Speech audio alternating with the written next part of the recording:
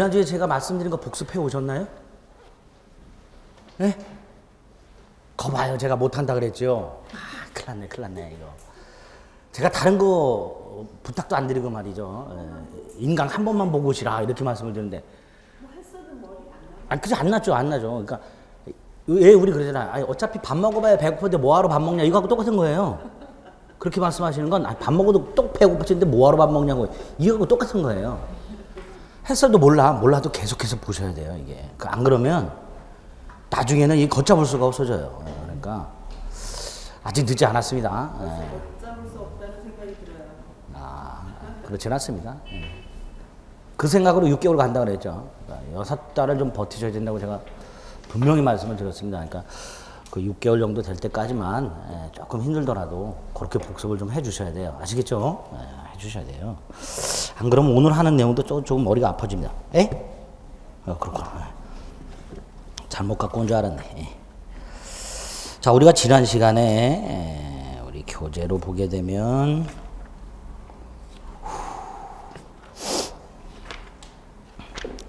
152페이지부터 왔어요. 그렇죠? 152페이지부터 왔는데 지난주에 봤을 때 오늘까지 머릿속에 이렇게 불가능하지만 지난 시간에 했던 것 중에 핵심적인 것들이 이제 권리 변동, 권리의 발생, 변경, 소멸, 그리고 이 권리를 변동시키는 원인, 이걸 법률, 요건 이렇게 불렀고요. 그 원인인 법률 요건에 터져봐 생기는 법률 효과, 이게 결과죠. 그 법률 효과가 권리의 변동이다, 이렇게 말씀을 드렸습니다. 두 번째로 법률 요건 중에는 두 가지가 있는데 그 중에 법률 행위라는 게 하나 있었습니다. 법률 행위는 행위자가 원했던 결과를 발생시키는, 그래서 그 안에는 반드시 의사 표시가 들어있는, 이걸 법률 행위라고 한다, 이렇게 말씀을 드렸어요. 그렇죠? 그래서 법률 행위 개념이 핵심이고, 그래서 오른쪽 153페이지 보면 법률 행위 개념, 의사 표시를 필수 요소로 하는 법률 요건이다, 이렇게 되어 있고요. 그 다음에 이 법률 행위 중에서 한 장을 넘기면 법률 행위 요건이라고 해서 성립 요건과 효력 요건 두 가지가 있다, 이렇게 말씀을 드렸습니다. 그 중에 효력 요건 중에서도 일반적 효력 요건 세 가지가 있다, 이렇게 말씀드렸어요. 당사자는 목적이 있을 것, 당사자는 능력이 있을 것, 법률 행위를 통해서 추구하는 목적이 확정 가능, 적법, 사회적 타당성을 갖출 것, 그 다음에 법률 행위의 필수 요소인 의사표시와 관련해서는 의사표시가 일치하고 하자가 없을 것, 이렇게 말씀을 드렸어요. 그렇죠? 그걸 머릿속에 담고 그 다음에 목적 요건을 봤습니다. 한 장을 넘기면 법률의 목적이라서 확정 가능, 적법, 사회적 타당성이라는 게 있었습니다. 확정성, 확정되어 있거나 확정할 수 있어야 된다. 실현 가능성과 관련해서는 불능의 개념, 원시적 불능하고 사회통념 불능 두 가지 좀 조심하시라고 그랬고요. 후발적 불능은 불능이 아니다. 적법성 관련해서는 법률 행위 목적이 강행 규정에 위반돼서는 안 된다. 다만 강행 규정이 두 개가 있다. 효력 규정과 단속 규정. 그래서 단속 규정을 제가 설명을 드리면서 미등기 전매 행위, 요거 말씀드렸었죠. 중간 생략 등기와 결부되는 미등기 전매 행위, 이런 거 금지되고 있다, 이런 거 말씀드렸습니다. 그리고 이제 사회적 타당성 관련해서는 반사회 질서의 행위하고 불공정한 법률 행위라는 게 있다 그랬습니다. 이 반사회 질서 행위와 관련해서는 반사회 질서 행위에 해당되는 거 안 되는 거, 요거 좀 구별하실 수 있어야 되고, 그래서 뭐 전통 사찰의 주직을 돈을 주고 산 사람을 뻔히 알면서도 주지로 임명하는 거, 뭐 이런 건 반사회 질서 행위가 아니다, 뭐 이런 거 말씀을 드렸었어요. 그렇죠? 그리고 이제 이중매매가 어떻게 처리되는가, 요걸 간단히 말씀드렸고, 불법 원인급여라는 게 있었다 그랬습니다. 그래서 월세 뭐 이런 거 있었죠. 그렇죠? 기억나세요? 월세도 기억 안 나요. 그렇죠? 제가 그날 굉장히 충격을 받았습니다. 저한테 그러셨죠? 월세를 해보신 적 있냐고. 제가 15년간 강의하면서 처음 들어본 얘기입니다. 굉장히 당황스러웠죠, 그때. 그래서 다른 학원 가서 그 얘기를 다 했어요. 다른 학원 가서 강의하는데 어떤 분이 나한테 이 월세 예를 들었더니 손을 드시지만 월세를 얻어준 적이 있냐고 물어보시더라고요. 그건 돌려서 얘기한 거지만 부처 계약을 해본 적이 있냐, 뭐 이거하고 똑같잖아요. 그렇죠? 그래서 굉장히 충격을 받았었습니다, 그날. 그런 거 기억나세요? 안 나. 일주일 지났어요, 벌써. 그렇죠? 이런 것들이 지난 시간에 했던 겁니다. 불법 원인급여. 그리고 이제 불공정한 법률행위라는 게 있었다. 이게 법률의 목적이 갖춰질 요건이에요. 그렇죠? 그리고 의사표시와 관련해서는 의사표시가 일치하고 하자가 없어야 된다. 그랬습니다. 그러면 반대로 의사표시가 불일치하고 또는 일치는 하지만 하자가 있고 이럴 때는 어떻게 처리할까? 이걸 의사표시가 불일치하거나 일치는 하지만 하자가 있는 거 이거를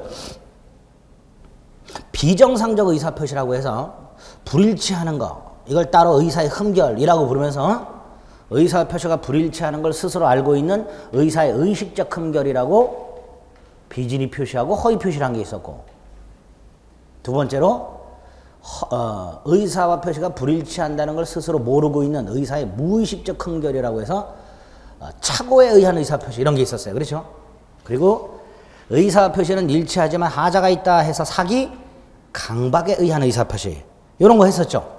그리고 이제 의사표시의 효력 발생과 관련된 내용들이 하나 또 있다 이렇게 말씀드렸습니다. 그래서 지난 시간에 했던 게 하자 있는 의사표시까지 말씀을 드렸어요. 맞죠? 맞나요? 네. 그리고 이제 의사표시의 효력 발생이라고 해서 168페이지가 있습니다. 도달주의 원칙으로 삼는다. 뭐 이런 것들이 있죠. 그렇죠? 네. 이런 것들은 기술적인 것들이니까 이건 나중에 하고요. 이제 오늘 해야 될 내용들이 170페이지 제3장 대리라는 부분입니다. 대리는. 지금은 여러분들이 이제 맛만 보고 계시지만 나중에 기본서가 나오고 강의를 진행하다가 처음 맞닥뜨리는 거대한 산이 바로 대리입니다. 아무리 못 나와도 두 문제는 나오고요. 보통 세 문제가 나오는 파트인데 내용이 굉장히 어렵습니다. 이 대리는 굉장히 양도 많고 굉장히 어려운데 다만 제가 지난 시간에 어떻게 공부해야 될까를 말씀드릴 때 조문 열심히 하시자 그랬었죠. 기억나세요? 두 번째로 조문을 외워주세요라는 건 외우셔야 된다 그랬었어요. 그 중에 한 부분이 여기 대리입니다. 이 대리와 관련해서는 조문이 114조부터 조문이 시작이 됩니다. 114조부터 조문이 시작이 되는데 이 114조부터 시작되는 조문 외우셔야 됩니다. 한 30개 정도 됩니다. 예. 나중에 기본서가 나오면 자꾸 읽으셔가지고요. 반복해서 읽으셔가지고 거의 암기하는 수준까지 되어야만 됩니다. 조문이 일단 기본적으로 시험이 나오는 파트예요. 자, 그럼 이제 대리는 일단 전체적인 틀을 좀 잡아보겠습니다. 170페이지에 보면 1절, 2절, 3절, 4절 해갖고 유권대리, 복대리, 묵권대리, 표현대리 이런 표현들 있죠? 네, 다 대리예요. 그렇죠? 자, 그럼 이제 대리라는 걸 전체적으로 한번 생각을 해볼게요. 우리 지난 시간에 법률행위라는 것은 행위자가 원한 결과를 발생시키는 인간의 행위다 이렇게 개념을 잡았고 대표적인 게 계약이라는 게 있다 그랬어요. 그렇죠? 그래서 이제 지금 당장 이번 단계에서는 법률행위 그러면 그냥 계약이다 이렇게 생각을 하시자 그랬어요. 법률행위 속에 계약이 들어있긴 하지만 그냥 이해하기 쉽게 법률행위는 계약이다라고 생각하시면 돼요. 그런데 보통 어떤 계약을 체결할 때는 계약을 체결하고자 하는 당사자가 자신이 직접 결정하고 계약을 체결하는 게 원칙이죠. 그렇죠? 자신이 직접 계약을 체결하고 결정도 본인이 스스로 하는 게 원칙입니다. 이렇게 민법이란 건 법률행위와 같은 계약을 스스로 결정짓고 스스로 한다는 걸 전제로 하게 됩니다. 그런데 경우에 따라서는 자신이 직접 결정하고 계약을 하긴 해야 되지만 시간이 없어. 바빠. 그럼 본인이 못하는 경우가 분명히 생길 수 있죠. 없나? 네, 표정을 밝게 지으세요. 민법 시간만 되면 인상을 벅벅 쓰세요. 일단 본인 스스로 계약을 해야 되는데 바쁜 경우가 있을 수 있고요. 또 하나는 지난 시간에 봤던 당사자의 능력 중에서 행위 능력이라는 거 기억나시죠? 그 중에 행위 능력이 제한되는 애들이 있었어요. 제한 능력자라고. 미성년자, 피한정 후견인, 피성년 후견인. 얘네들은 지가 혼자 단독으로 계약을 하고 싶어도 못한단 말이에요. 그러면 계약을 할 능력이 있긴 있지만 시간이 없어서 바빠서 못하는 사람 또는 단독으로 계약을 할 수 있는 능력이 없는 사람 이 사람들은 계약을 체결하지 못한다는 단점이 생기죠. 그러니까 그 사람들을 위해서 대신 계약을 체결해 줄 사람이 필요하게 됩니다. 그 사람을 대리라고 부릅니다. 그 사람을 타인을 위해서 계약을 체결해 주는 사람이라고 생각하시면 돼요. 우리 여러분들도 지금까지 이게 대리다라고 생각을 한 적은 없지만 실질적으로 본인이 대리인이 된 적도 있고 타인에게 대리를 맡긴 적도 있습니다. 음주운전 대리 이런 거 생각하시면 안 돼요. 네? 회사의 김대리, 박대리, 이대리 이런 거 생각하시면 안 돼요. 갑과 을이라는 자가 친구예요. 점심을 먹으러 나갑니다. 중국집을 가기로 했어요. 오랜만에. 네. 중국집을 들어가다가 갑이 나 잠깐 화장실을 갔다 오겠다 이렇게 얘기를 해요. 그럼 보통 을이란 놈은 갑에게 이렇게 물어봅니다. 뭐 시켜놓을까? 우리나라 사람들 급하잖아요. 그러니까 갑이 을이 갑한테 갑이 화장실 갔다 온다 그러니까 을이 갑한테 너 뭐 먹을래? 이렇게 물어보죠. 이럴 때 갑이 나는 짜장면 이라고 말을 했어. 그럼 을은 가가지고 자기 음식 시키는 거 그럼 빼고 갑의 거 짜장면 시켜주겠죠. 이럴 때 갑이 먹어야 될 짜장면을 누가 결정을 했어요? 결정. 갑이 했죠. 이런 경우가 있을 수 있어요. 자, 결정을 갑이 합니다. 이런 경우가 있을 수 있고 또 하나는 을이 갑한테 너 뭐 먹을래? 라고 물어보면 갑은 네가 알아서 이렇게 말하는 경우도 있죠. 그러면 을이 그럼 내가 내 맘대로 시킨다. 갑이 네 맘대로 시켜. 그래서 을이 가가지고 갑이 먹어야 될 걸 결정을 합니다. 짜장면이라고. 갑이 화장실 갔다 와가지고 중국집에 앉아있으면 짜장면이 딱 시켜져 있어. 갑이 짜장면을 먹는다는 데는 차이가 없지만 갑이 먹어야 될 짜장면을 누가 결정했는지는 차이가 있죠. 그렇죠? 두 번째. 중국집 사장님한테 갑을 위해서 짜장면을 주세요라고 의사를 표시한 사람이 누구예요? 얘죠. 갑이 짜장면을 먹겠다고 결정을 했든 갑이 을한테 맡겨갖고 을이 결정을 했든 표시는 누가 해요? 을이 합니다. 을이. 그렇죠? 자, 그런데 어쨌든 갑이 짜장면을 먹는다는 결과는 차이가 없는데 두 번째, 갑이 먹어야 될 짜장면을 을이 주문을 해줬다는 데는 차이가 없는데 결정적으로 차이가 나는 것은 갑이 먹어야 될 짜장면을 누가 결정했느냐죠. 그렇죠? 그래 안 그래? 이럴 때 우리는 일상적으로 살아나갈 때는 이 두 가지가 차이가 있어요, 없어요? 이 두 가지가 차이가 없어요? 아니, 없다고 해주세요. 없잖아. 갑이 짜장면 먹잖아. 없는데 결정을 누가 했느냐에 따라서 민법은 구별을 합니다. 왼쪽의 경우를 사자라고 불러요. 을을. 오른쪽을 대리라고 불러요. 잘 보세요. 짜장면을 갑이 먹고 짜장면 값도 갑이 내죠. 다시 말해서 중국집하고 중국 음식점하고 짜장면을 주문해갖고 먹고 거기에 대해서 돈을 지불하겠다라는 계약을 체결한 당사자는 누구예요? 갑과 중국집 사장님이에요. 그렇죠? 이 둘이 계약 당사자예요. 그런데 오른쪽의 경우에는 갑은 이 계약에 관여를 했어요, 안 했어요? 안 했죠. 결정 누가 했어요, 오른쪽? 을이 했어요. 표시도 누가 했어요? 을이 했어요. 이걸 대리라고 합니다. 이걸 대리라고. 자, 그럼 이걸 우리 지난 시간에 봤던 법률행위하고 연결을 시켜봅니다. 법률행위라는 것은 당사자가 원하는 거, 이걸 의사라 그랬어요. 그랬죠?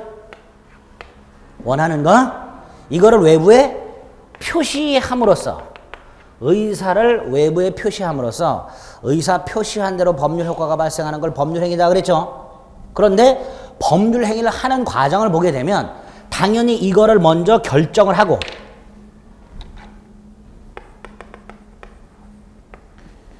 표시행위라는 걸 하게 될 거예요. 그렇죠? 이럴 때 다시 보세요. 이 법률행위를 계약으로 갑니다. 이게 법률행위예요. 원칙적으로는 갑이 짜장면을 먹겠다라고 의사를 결정하고 그 표시도 누가 해야 된다? 갑이 해야 되는 거죠. 왜? 좀 전에 계약이라는 법률행위 당사자가 갑하고 중국집 사장님이라고 그랬어요.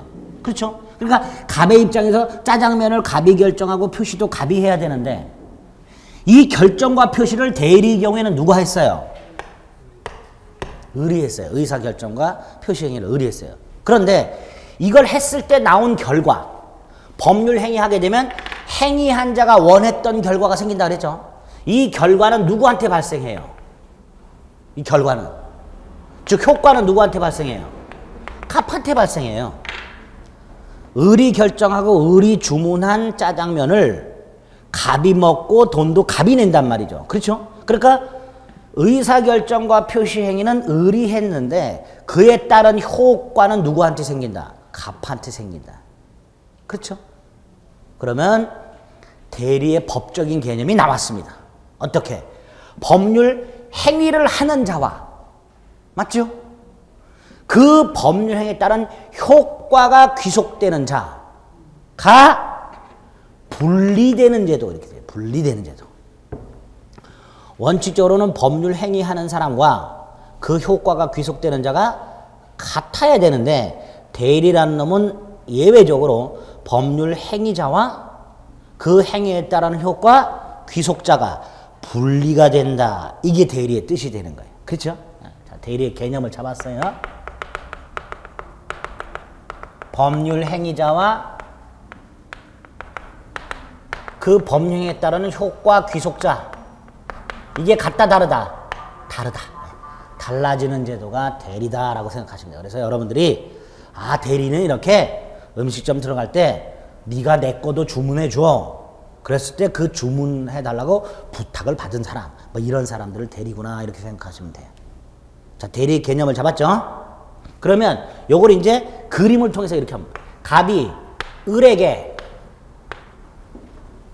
중국집을 들어가면서 음식을 주문해 달라고 부탁을 했다. 결정도 을에게 알아서 주문을 했다. 그럼 얘가 뭐가 되는 거예요? 대리. 그렇죠? 얘가 대리가 되는 거예요. 그 다음에 이 효과가 귀속되는 사람, 계약 당사자, 얘를 본인 이렇게 불러요. 본인. 그리고 이제 을은 갑으로부터 부탁을 받아가지고 중국집 사장님하고 계약을 맺게 될 거예요. 그렇죠? 중국집에 앉아갖고 음식을 주문한다는 게 계약을 하는 거예요. 이 사람 이제 상대방 이렇게 불러요. 이럴 때 본인이 스스로 법률 행위하는 것이 아니라 대리인을 통해서 이루어진 이 법률 행위, 이 대리인을 통해서 이루어진 이 법률 행위를 대리행위라고 부릅니다. 대리행위. 근데 이 대리행위에 문제가 하나 생겨. 어떤 문제가 생기냐. 예를 들어서 갑이 화장실을 가면서 나 화장실 갔다 오겠다. 그랬더니 을이 뭐 먹을 거야? 라고 물어봤더니 갑이 이렇게 말을 해요. 내가 먹을 것은 내가 화장실 갔다 와서 주문할 거니까 너는 네 거만 주문해. 라고 만약에 갑이 말을 했어요. 그럼 갑은 을에게 부탁을 한 거예요? 안 한 거예요? 안 한 거죠? 자, 부탁한 적이 없어. 갑이 화장실을 딱 갔다 왔어. 갔다 왔더니 을은 짬뽕을 먹고 있고 을 맞은편에 짜장면이 한 그릇 딱 놓여 있어. 그래서 갑이 물어봅니다. 너 왜 짜장면도 먹으려고? 그랬더니 을이 이렇게 말해. 아니야, 네 거 시켜놨어. 갑은 뭐라 그럴까요? 왜 네 맘대로 시켜놨냐고 그럴 거 아니에요. 그렇죠?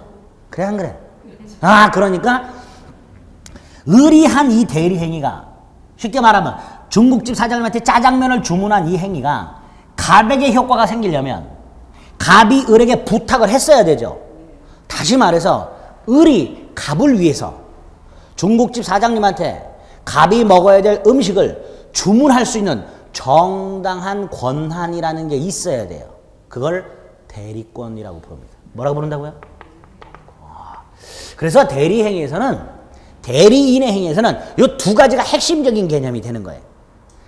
아무것도 아닌데 법적으로 굉장히 어렵게 말하죠.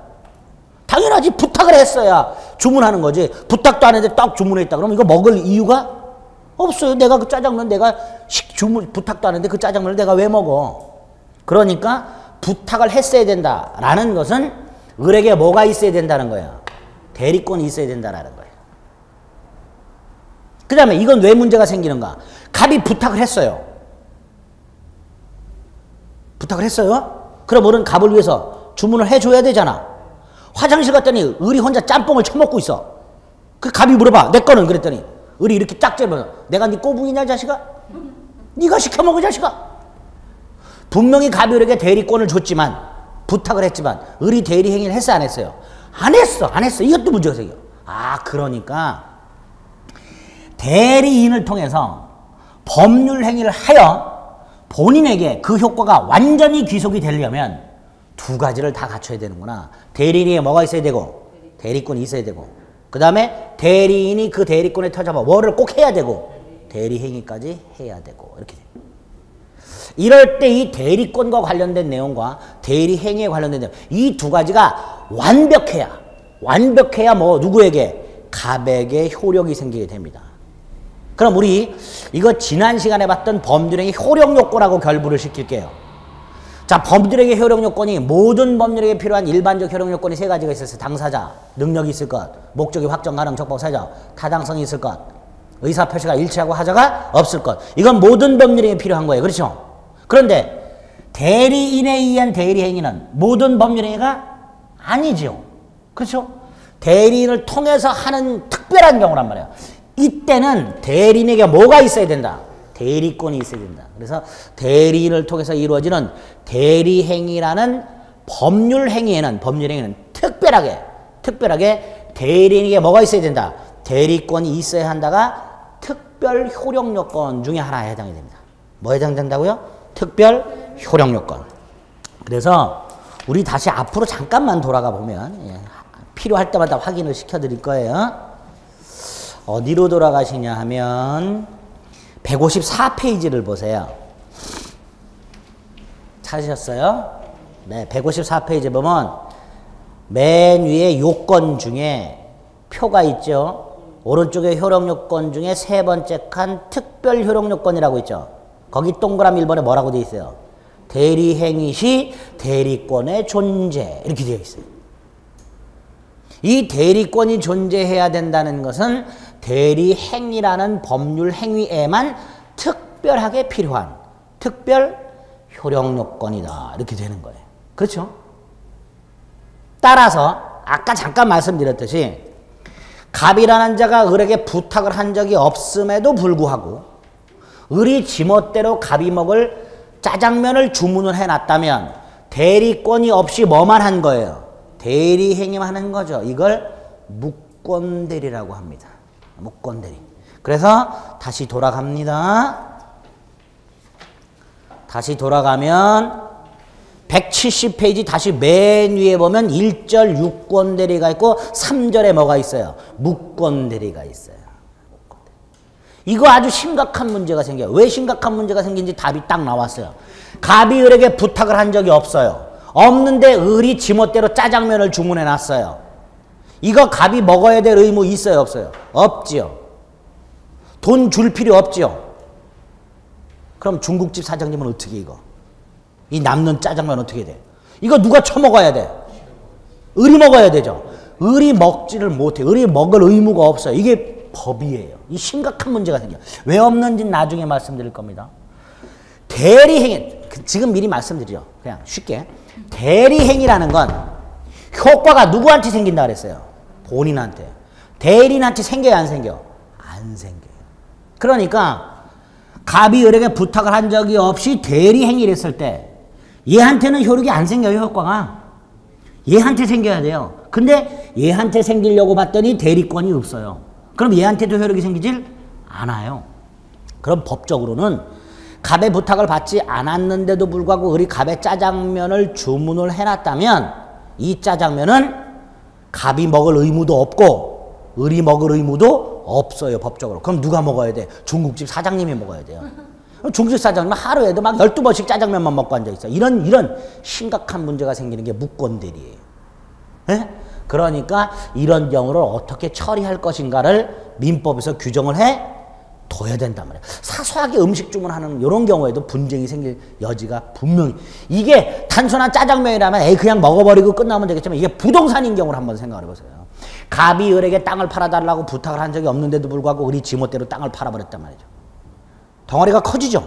이런 경우가 생길 수가 있어요. 이거를 어떻게 처리할 것인가를 민법에서 규정을 하게 될 것이고 그게 무권대리예요. 그러니까 그 무권대리를 하기 전에 정상적인 대리를 먼저 보는 거예요. 그래서 유권대리를 보고 그 다음에 대리권이 없는 대리행위인 무권대리를 딱 보게 됩니다.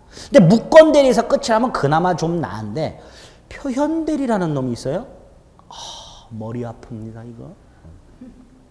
정신이 안 드는 메다로 가게 돼요. 이 표현대리가 가게 됩니다. 그래서 이번 순환에는 아예 표현대리 표자도 끝내지 않습니다. 이걸 꺼냈다가는 공부 포기하게 돼요. 지난 시간에 말씀드렸죠? 민법 하다 힘들면은 짐을 싼 다음에 뭘 갖고 쑥하고 마늘을 갖고 어딜 가? 동굴로 들어가게 돼요. 왜? 사람이 좀 돼보려고. 민법 하다가 이해 안 되면 이게 도대체 사람인가 이런 생각이 들게 돼요. 그런 생각을 방지하기 위해서 오늘 요번 순환에는 유권대리, 복대리, 무권대리까지만 개념을 잡을 거예요. 됐습니다. 일단 대리와 관련된 기본적인 건 말씀을 드렸습니다. 대리라는 게 어떤 거다? 법률 행위하는 자와 효과 귀속자가 달라지는 제도다. 그랬죠? 두 번째로 대리인에 의해서 대리 행위가 이루어지기 위해선 대리인에게 뭐가 있어야 된다? 대리권이라는 게 있어야 된다. 이렇게 되는 거예요.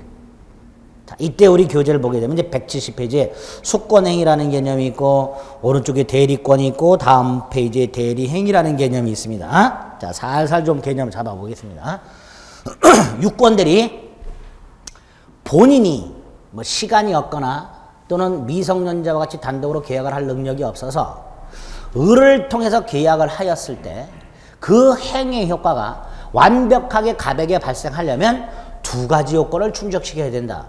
대리에게는 뭐가 있어야 되고 대리권이라는 게 있어야 되고 두 번째로 대리인과 상대방 사이에 뭐가 있어야 되고 대리행위라는 게 있어야 되고 자 이럴 때 먼저 대리권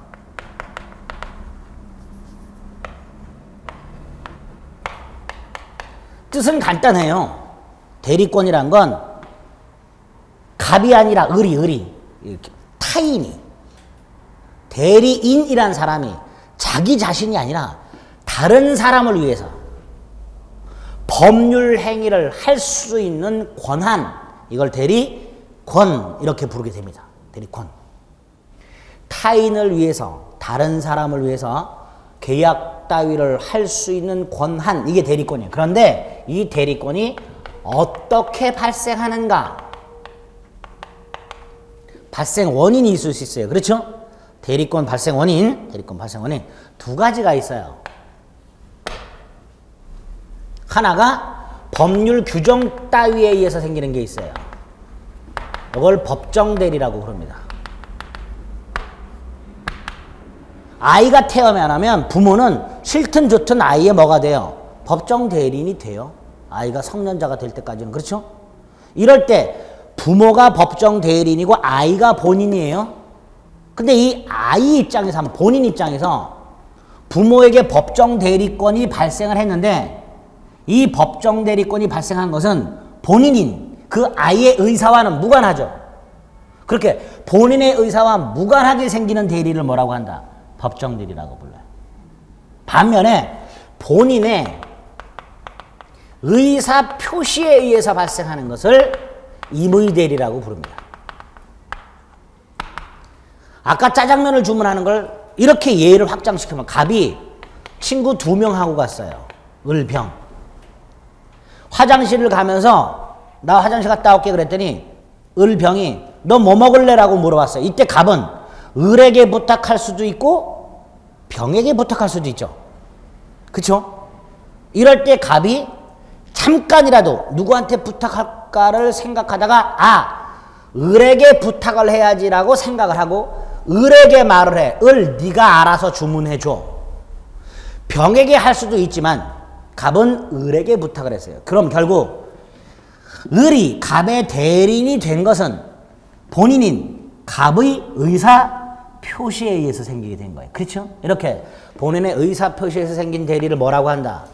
임의 대리라고 하고 이때 임의 대리권을 발생시킨 요 본인의 의사 표시 요거를 수권행위라고 불러요. 뭐라고 부른다고요? 수권행위. 개념이에요. 그래서 첫 번째 수권행위가 나왔어요. 수권행위 본인이 대리인에게 대리권을 수여한다라고 되어 있습니다. 개념만 잡으세요. 쉽게 말하면 갑이 누군가에게 뭐뭐 해달라고 부탁하는 행위, 이게 수권행위라고 생각하시면 돼요. 됐죠?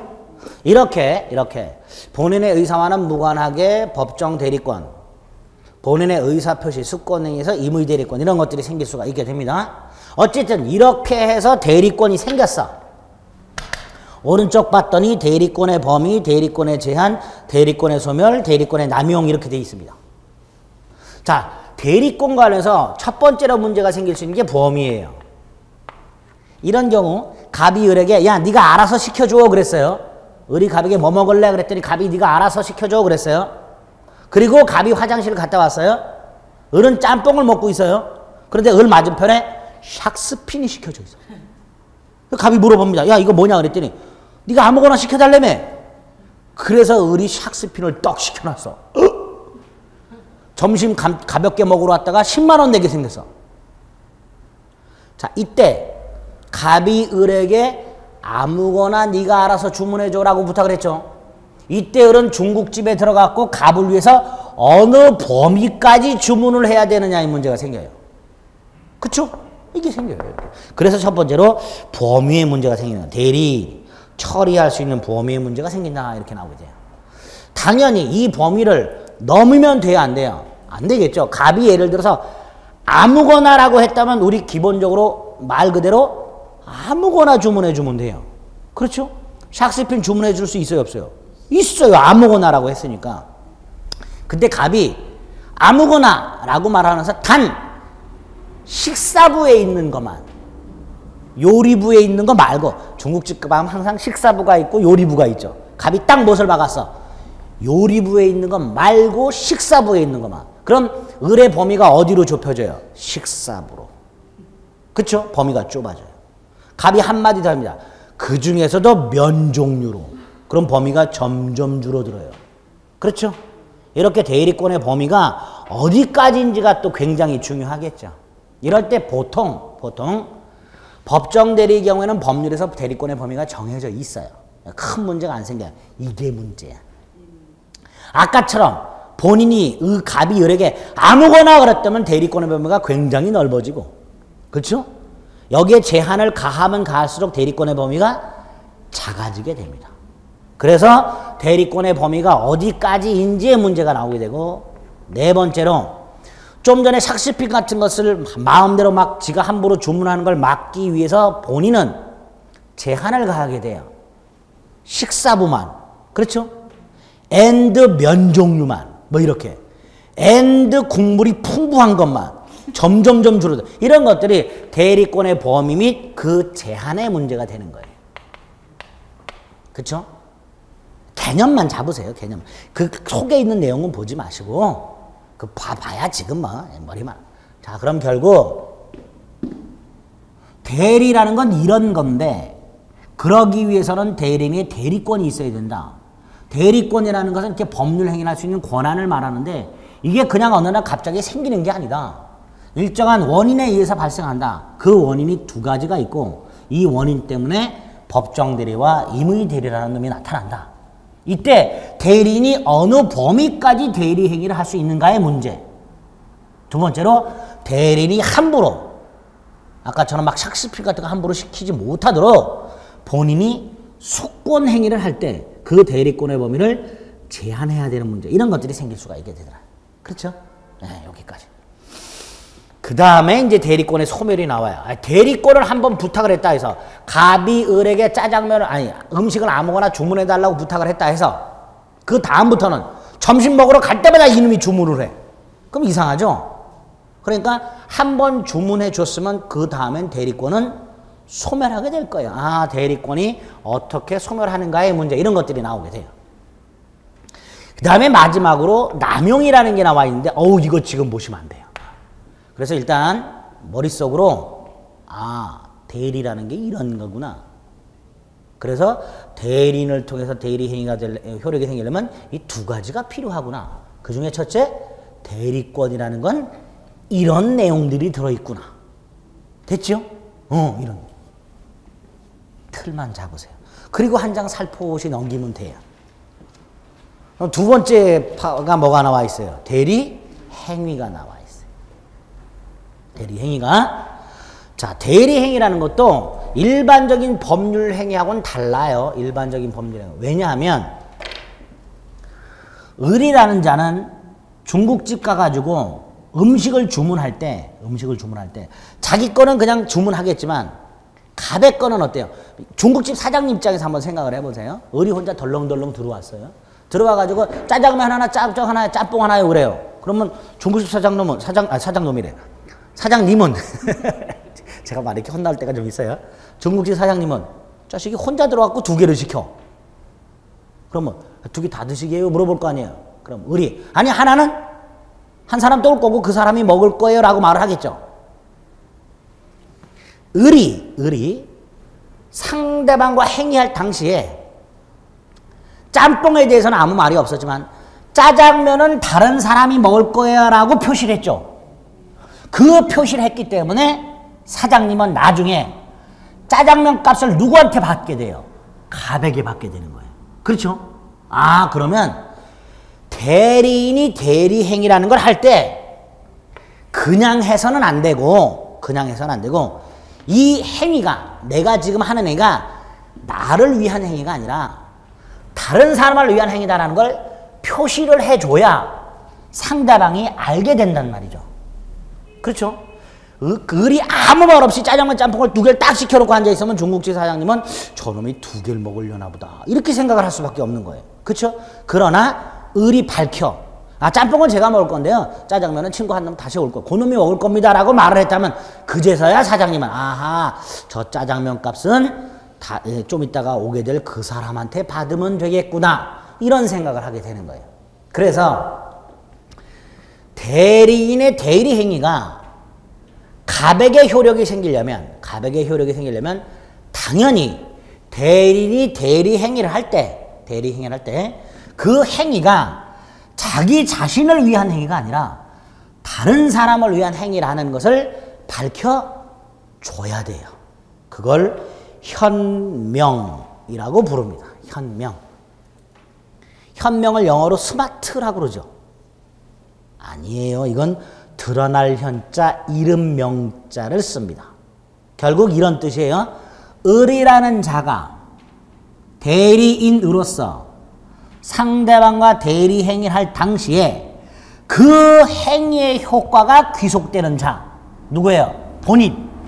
본인의 이름을 밝혀야 한다라는 의미에서 현명이라고 불러요. 이때의 현명은 민법 조문에서는 본인을 위한 것임을 표시라고 써놨습니다. 본인을 위한 것임을 표시. 이걸 현명이라고 부릅니다.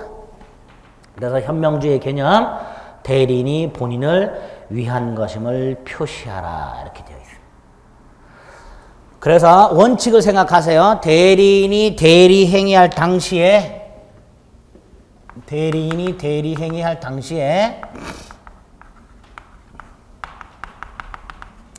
그냥 해선 안 되고 본인을 위한 것임을 표시해야 된다.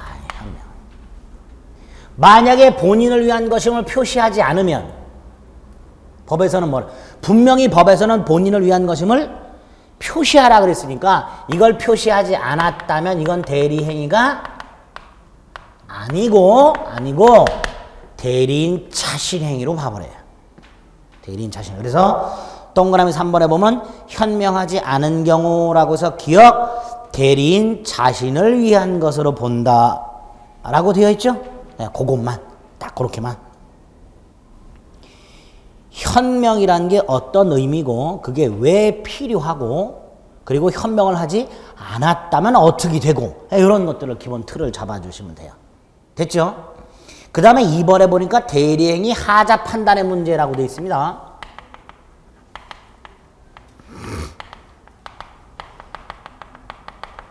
여기서부터 이제 머리가 좀 아파져요. 여기를 보세요. 아까 을이 대리 행위를 했어요.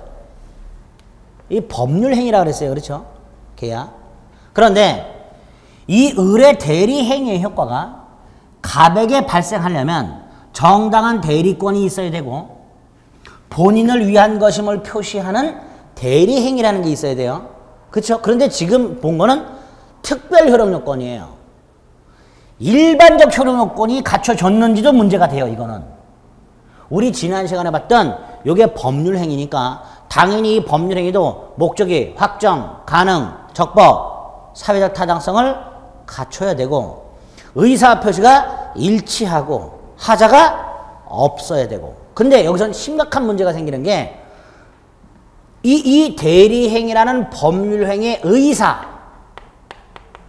결정 및 표시, 행위를 갑이 한 게 아니라 누가 했어요?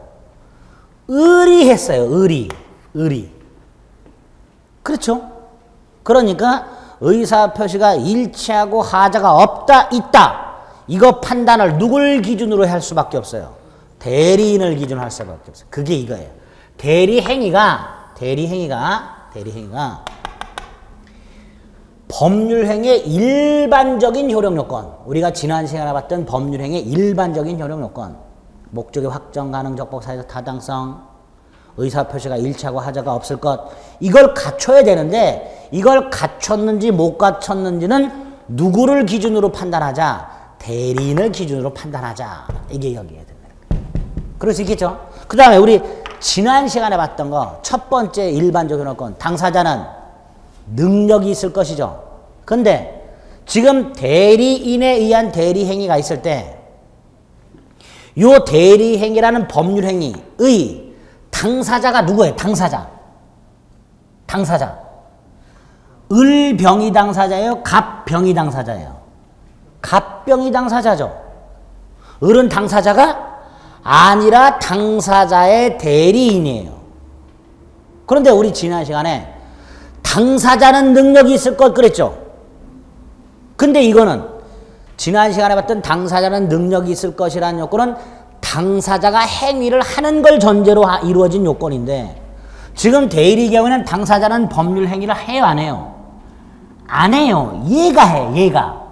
그렇죠? 그러니까 세 번째로 대리인의 능력이라는 게 문제가 생깁니다. 세 가지가 대리행위에서 문제가 되는 거예요. 첫째가 대리행위를 어떻게 해야 본인에게 효력이 생기느냐의 문제. 대리행위를 어떻게 해야 본인에게 효력이 생기느냐의 문제. 그와 관련된 현명이 하나 나오고 두 번째로 대리행위도 법률행위더라 말. 법률행위. 그러니까 일반적 효력 요건을 갖춰야 된단 말이에요. 대리행위도. 근데 그 일반적 효력 요건을 누가 갖춰야 되느냐. 누가.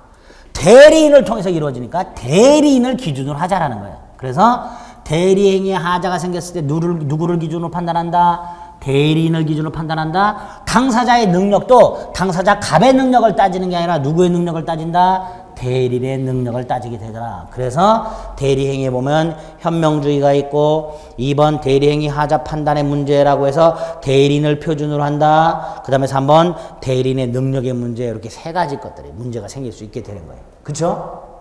구체적인 내용은 보시지 말라 그랬어요. 아, 이런 것들이 대리행위에서 문제가 생길 수 있겠구나. 이렇게. 자, 이게 일단 대리의 기본적인 틀이에요. 아주 기본적인. 그래서 이제 세 가지 대리라는 게 이런 거다. 그래서 대리권과 대리행위 두 개가 문제가 생긴다.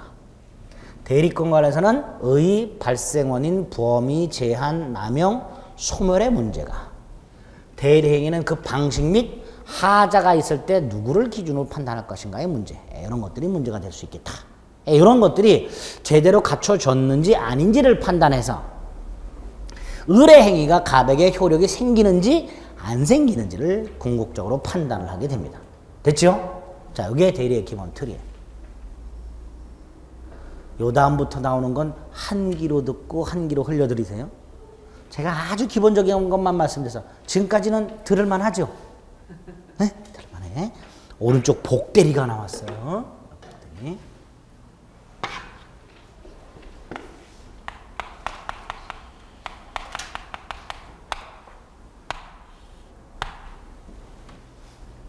복대리, 그냥 대리도 지금 조금 어려워지려고 하는데 복대리가 나왔습니다. 갑이요, 을에게 부탁을 했어요. 아까 세 사람, 갑을병 셋이 식당을 들어가다가 갑이 화장실을 갔다 온다고 하니까 을이 뭘 주문해 줄까? 또는 병이 뭘 주문해 줄까? 그랬더니 갑이 잠깐 고민하다가 을에게 부탁을 했어. 을이 음식 고르는데 조금 더 신중하고 을의 입이 까다로워. 그래서 맛있는 걸 잘 골라. 그럴 수 있죠. 그래서 갑이 저 병 저놈을 시키면 이상한 것만 시켜. 그래서 을한테 부탁을 딱 했어. 그리고 갑은 화장실을 갔어요. 자, 갑의 대리인이 누구예요? 을이에요. 근데 을도 식당을 들어가다가 갑자기 배가 아파. 그래서 을도 화장실 가야 돼. 병이 물어봅니다. 어떡할까? 그랬더니 을이 야, 내 건 내가 시킬 거니까 그냥 두고 갑의 것만 네가 시켜줘. 이렇게 부탁을 해. 이 을이. 이럴 때 이 병을 복대리라고 합니다. 자, 그러면 병을 잘 보세요. 병은 지금 을이 병한테 이렇게 말했어. 내가 먹을 건 내가 시킬 거니까 그냥 두고 갑이 먹을 것만 주문해 줘라고 을이 말을 했어요. 그렇죠? 병은 누구로부터 부탁을 받았어요? 을로부터. 근데 누구 걸 주문해 줘? 갑 걸 주문해 줘요. 자, 그럼 이걸 개념을 잡아봅니다.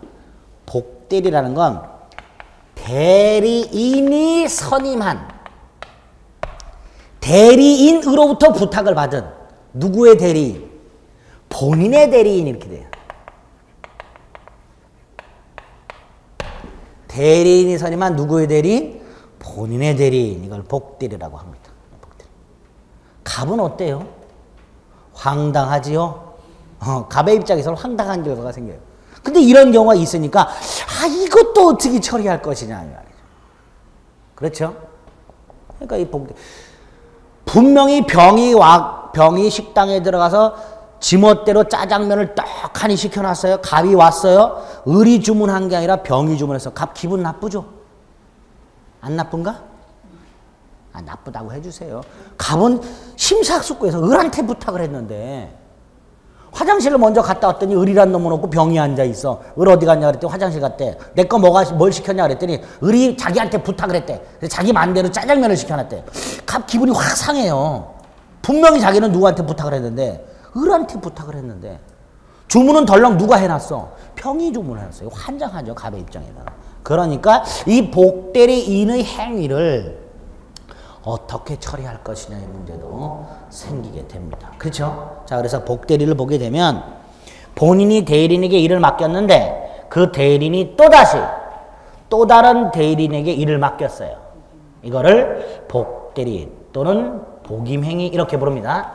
자, 좀 전에 말씀드렸어요. 복대리는 대리인이 선임을 했어요. 그렇죠? 대리인이 선임을 했고 누구의 대리인이에요? 본인의 대리인이에요. 두 번째로 갑은 을에게 뭐를 부탁했어요? 음식을 주문해달라고 부탁을 했어요.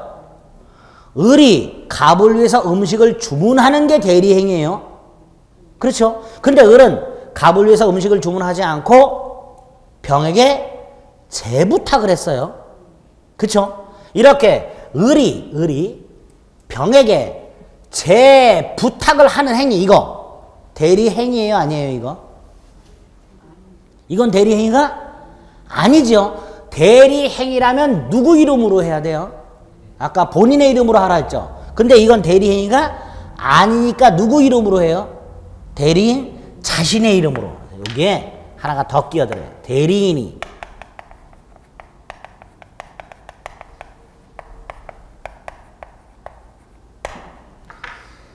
이게 복대리의 뜻입니다. 외우셔야 돼요. 외우자. 제가 지난 시간에 또 말씀드렸던 것 중에 하나가 공인중개사 수험생분들은 이상한 곤조가 있다 그랬었어요. 그렇죠? 곤조 기억 안 나요? 네. 곤조가 있어. 무슨 곤조? 민법 강사가 외우라는 걸 죽어도 외우지 않는 그런 곤조가 있어. 1년 내내. 네. 죽어도 안 외워. 그 곤조를 버리세요. 외워야 돼. 복대리는 뜻을. 대리인 자신의 이름으로 선임한 본인의 대리인, 이게 복대리다. 그렇죠? 그래서 복대리 성질을 보게 되면 양가로 1번 대리인이 대리인의 이름으로 선임을 합니다. 2번 누구의 대리인이에요? 본인의 대리인이에요. 3번 이 복대리인은 항상 대리인이 선임을 하죠. 그러니까 복대리인을 선임을 한 이 대리인이 법정 대리인이 선임을 했던 임의 대리인이 선임을 했던 복대리인은 언제나 임의 대리인이에요. 법정 대리인이 선임을 한 해도 임의 대리인이고 임의 대리인이 선임을 한 해도 임의 대리인이 됩니다. 그래서 언제나 임의 대리인 이렇게 돼 있죠. 그리고 1번, 2번, 3번까지 내용을 머릿속에 담으세요. 복대리와 관련해서. 됐죠? 예? 예, 그래서 복대리 개념만 오늘 머릿속에 확실하게 받고 특징 3가지 이것만 머릿속에 딱 담습니다. 밑에 보면 복인권 유무와 책임의 범위 이런 거 나오는데 이런 거 지금 머리 아픕니다. 안 봅니다. 여기까지 됐죠? 네, 됐습니다. 자, 그래서 일단 대리의 기본적인 틀, 본인, 대리인, 상대방과 사이의 대리권, 대리행위, 그 다음에 독특하게도 뭐가 있다? 복대리라는 게 하나 있다. 여기까지가 일단 정상적인 거예요. 정상적인 거. 그럼 이제 조금 복잡한 거, 이거보다 조금 더 복잡한 거, 아까 잠깐 말씀드렸던 거, 대리인이 대리행위를 했을 때 본인에게 효력이 생기려면 대리인에게는 뭐가 있어야 되는데? 대리권. 만약에 대리권이 없이 했다. 갑일에게 부탁을 한 적이 없음에도 불구하고 을이 지멋대로 갑의 일을 처리했다. 갑에겐 효력이 생긴다 안 생긴다? 안 생긴다. 이걸 묵권대리라고 하게 됩니다. 뭐라고 한다고요? 묵권대리.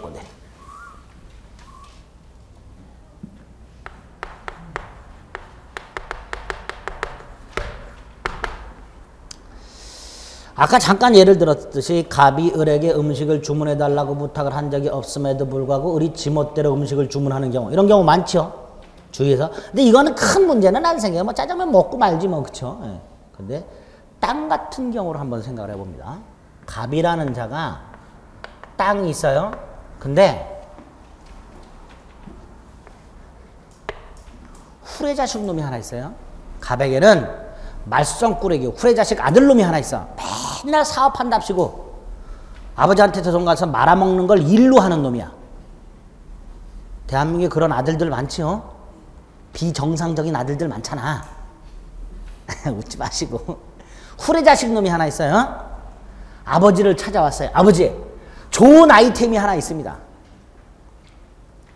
아버지 땅 하나 남은 거 그거 좀 어떻게 해가지고 좀 사업장 내주세요. 아버님이 이렇게 말하죠. 이 땅만은 안 된다. 내 눈에 흙이 들어갈 때까지는 절대로 안 된다. 이 쓸쓸히 돌아 나옵니다. 근데 쓸쓸히 돌아 나와서 포기하면 그나마 착한 아들이에요. 이 자식이 안 되겠다. 밤에 몰래 아버지가 집에 없을 때를 딱 기다리고 있다가 아버지가 집을 비운 사이 아버지 집을 침입을 해서 우리가 흔히 얘기하는 토지문서, 등기부를 말하는 이제 등기필증, 아버지 신분증, 아버지 인감조장 이걸 훔쳐내. 훔쳐내서 지멋대로 위임장을 작성을 딱 해. 위임장, 위임인 갑, 수임인 을, 위임 내용, 토지 처분에 관한 모든 권한 딱 이렇게 지멋대로 위임장을 작성하고 도장을 꾹 찍은 다음에 아버지 신분증을 가지고 동사무소 가서 인감증명까지 발급받아가지고 마치 자기가 대리인인 양 딱 외관을 다 갖췄어. 갖췄죠? 그리고 팔아먹어.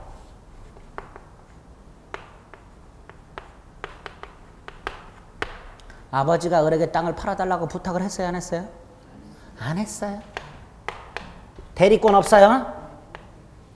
그렇죠? 그런데 을이 지멋대로 팔아먹었어요. 막장 드라마나 주위에서 볼 수 있는, 흔히 볼 수 있는 후레자식이죠. 그렇죠? 근데 이 후레자식이요, 원래는 한 3가지 유형이 있어요. 이건 그냥 듣기만 하세요. 제가 이제 묵권대리하고 비교를 시켜드리기 위해서 말씀을 드린 거니까. 이 후레자식이 3놈이 있어요. 한 놈은 이런 놈이야. 아버지 거를 서류를 훔쳐다가 지 이름으로 아예 이전 등기를 하고 자기 이름으로 팔아먹는 경우. 이건 대리행위가 아니죠. 대리행위는 을이 어떻게 하는 거라서요. 이 땅은 아버님 갑 땅입니다. 아버님 갑으로부터 부탁받아서 내가 파는 겁니다. 이게 대리라 그랬죠. 근데 좀 전에 을이라는 놈이 아예 등기를 지 이름으로 옮기고 마치 자기 것인 양 팔아먹는 놈. 이걸 후레자식 1이라고 합니다. 후레자식 1. 두 번째 후레자식은 후레자식이면서 건늙은 놈이 있어요. 한 20년쯤 건늙었어요. 20년쯤 건늙었고 훔쳐나온 아버지 신분증에는 10년 전 아버지 사진이 붙어 있어. 그리고 어쩌면 생김새가 판박이야. 그럼 이놈은 아버지 신분증을 딱 봤더니 지금 자기하고 비슷해. 구별이 잘하는데 자기도. 지가 갑인 양 행세하는 놈이 있어요. 신분증을 딱 보여서 제가 갑입니다. 그래요. 그럼 상대방은 어휴 동안이시네요. 그럴 거 아니에요. 그래요 안 그래요? 을이란 놈이 자기가 마치 갑인 양 행세하면서 팔아먹는 놈이 있어요. 갑의 이름을 도용한 거죠. 이게 후레자식 2입니다. 이때 후레자식 1하고 후레자식 2는 무권 대리가 아니죠. 아니에요. 무권 대리가. 왜? 대리 행위를 한 적은 없어요. 그렇죠? 그래서 이 두 가지는 어떻게 처리할까의 문제가 생기는데 불행하게도 우리 민법엔 그 두 가지를 어떻게 처리할지 규정이 없어요. 규정이 없으면 우리 아직 심각하게 고민 안 해도 됩니다. 세 번째 후레자식이 좀 전에 말씀드렸던 무권들이 그나마 요 놈이 양심이 있어서 훔쳐가지고 위임장을 작성한 다음에 아버님이 연로하셔서 판단력이 없으시고 그래서 아버님이 나한테 부탁을 해서 내가 대신 팔아먹는 겁니다. 이게 대리행위죠. 이런 게 전형적인 무권 대리가 됩니다. 팔아먹었다는 소식을 들은 갑 어떻게 될까요? 이거 책임져요 안 져요? 아까 뭐라 했어요? 책임진다 안 진다? 책임져요 안 져요? 안 진단 말이에요. 아까 말씀드렸죠? 대리인의 행위가 본인에게 효과가 귀속이 되려면 대리권이 있어야 되고 대리행위가 있어야 되는데 지금 이 자식은 대리행위는 했지만 뭐가 없어요. 대리권이었기 때문에 얘한테 효과가 생기질 않아요. 무슨 말인지 아시겠죠? 네. 그래서 무권 대리는 본인에게 무효예요.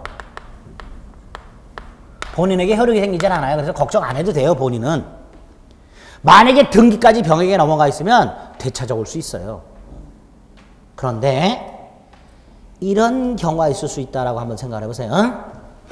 을이란 놈이 이제 아버지 몰래 이렇게 아버지 재산을 대리행위로 팔아먹었어. 자순을 해야죠. 일단 팔아먹고 돈을 챙겨가지고 사업을 벌리기 시작해서 아버지가 이상하다. 저놈이 돈이 어디서 났을까? 자식을 믿고 있어요. 아직까지. 근데 이제 자식을 믿고 있는 갑을 바라보면서 맨날 을이 너무 죄송스러워. 안 되겠다 싶어서 며칠 있다가 자수를 해요. 아버지 사실은 제가 땅을 이리이리 해서 팔아먹었습니다. 라는 말을 듣는 순간 갑 뚜껑 확 열리죠. 을을 좁히기 시작합니다. 이 후레자식 놈아 때리다 지치면은 꼭 물어보는 게 있어요. 뭐라고 물어봐요? 얼마 주고 팔아먹었냐 말이죠. 꼭 물어보죠. 드라마를 생각해보세요. 자, 이게 1억짜리예요. 보통 아버지 몰래 팔아먹는 을이란 놈 제값 받고 안 팔아먹죠? 7천에 팔아먹었어요. 7천만 원요. 그럼 더 맞아요. 갑은. 을은. 그런데 을이란 놈이 한참 맞다 말고 2억에 팔았는데요. 그래요. 아버지 때리다 말고 멈춰요. 때리는 걸. 그리고 괜히 때린 게 미안해져. 왜? 1억짜리를 얼마에 팔았어? 2배나 받았어. 그렇잖아도 땅을 팔 생각은 했는데 안 팔려가지고 있었던 땅인데 자식놈이 부탁도 안 했는데 어쩌지 가져나가서 얼마에 팔았어? 2억에 팔아. 무권 대리행위가 있는데 무권 대리행위인데 이 결과가 본인한테 불리한 경우만 있는 게 아니라 유리한 경우도 있을 수 있더란 말이죠. 있더란 말이에요. 이런 경우. 아니 이 을이란 놈이 아버지 자는 1억짜리를 갖다 몰래 팔아먹는데 꼭 헐값에 팔아먹으라는 법이 있어요? 없지. 없지. 그러다 보니까 이런 경우가 있을 수 있다 없다? 있다. 그래서 우리 민법은 무권대리인은 본인에게 어떻다? 무효다. 무효다. 그러나 그 결과가 본인한테 어떤 경우? 유리한 경우가 있을 수 있더라. 그래서 이 경우에 본인이 나중에 이걸 추후에 인정할 수 있도록 해놨어요. 이걸 인정할 수 있도록. 요걸 추인이라고 부릅니다. 추인. 이렇게 추인을 하게 되면 유효로 바뀌어버려요. 본인에게. 뭘로 바뀌어버린다고요? 유효로 바뀌어버려요. 그럼 일단 무권대리 행위는 무효지만 본인의 추인에 의해서 뭐가 될 수가 있어요? 유효가 될 수 있죠. 이렇게 현재는 무효지만 어떤 요건을 갖췄을 때 유효가 될 가능성이 있을 때 이걸 유동적 무효 이렇게 불러요. 뭐라고 부른다고요? 유동적 무효. 그래서 174페이지 무권들이 보면 우리 교재는 그림이 많아요. 인문서가. 본인과 무권대리인 상대방이 있고 왼쪽 첫 번째 박스 안에 1번 뭐라고 되어 있어요? 추인권 이렇게 되어 있습니다. 추인권. 이거 누가 하는 거예요? 본인.